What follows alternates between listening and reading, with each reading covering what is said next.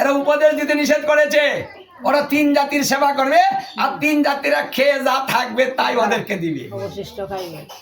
এখনো শূদ্ররায় বুঝতে পারছে না, এখনো লাপাচ্ছে ওদের পিছনে। যারা ঠকিয়েছে, এত বড় অপমান করেছে। হ্যাঁ, এমনও দেখা যায় যে তত্ত্ব ঘৃত খেয়ে প্রাণ বিসর্জন করিতে হবে। এই শূদ্র কি অত্যাচার! ঘি তো চিনেন, ঘিটাকে জাল দিতে হতো, ঘি জাল দিয়ে তারপরে দিত, ওটা তুই খা। ওই ঘিটা খেয়ে মরতে হতো। শূদ্রের এত অত্যাচার করা হয়েছে, একটু বিচার করে দেখুন তো। আপনি যে বলেন যে আমি পূর্বপুরুষ মানি, আগে যা করেছে তাই করব, পূর্বপুরুষ ছাড়বো না, এই যে কথাটা বলেন, একবার ভেবে দেখেছেন?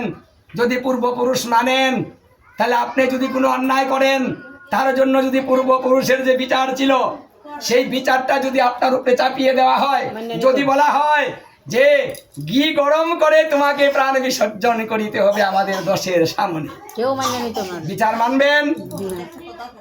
কি গো, যদি মুসলমানের ঘরে অথবা মুসলমানের হাতে একটু জল কেউ পান করেছে, অথবা যদি মুসলমান জল মেলে দিয়েছে, সেই জলে যদি উপরে পড়েছে, তার জাত চলে যেত। কে আজকে এমন লোক কটা বের করা যাবে যে হোটেলে খায় না, ওদের হাতে খায় না, পাওয়া যাবে? তাহলে এদের প্রায়শ্চিত্তের বিধান তপ্ত ঘৃত খেয়ে প্রাণ বিসর্জন। যত হিন্দু আছে সব মরতে হবে। কে একটু বিচার করুন না, যারা পূর্বপুরুষ নিয়ে এত চিন্তা, হ্যাঁ ওটা ছাড়তে পারবেন না, তাহলে এই নিয়মটা ছাড়েছেন কেন? মানেন না নিয়মটা, আজকে মানুন, ধরে ধরে এনেন, ঘি গরম করে খাওয়ান, পারবেন? যদি কোনো ব্রাহ্মণ ওটা বিধান দেয়, আপনি সেই ব্রাহ্মণকে মানবেন? যদি সেই বিধানটা কোনো গুরুদেব দেন, তখন কি করবেন? মানবেন? হ্যাঁ, গুরুদেব বাড়ির থেকে দৌড়াবো। ধরম ভাষায় গুরুদেব গিয়া কিছু বিধান দিছিল, হ্যাঁ, পরে গুরুদেব দৌড়াইছে, আপনি এলাকায় আসবেন না।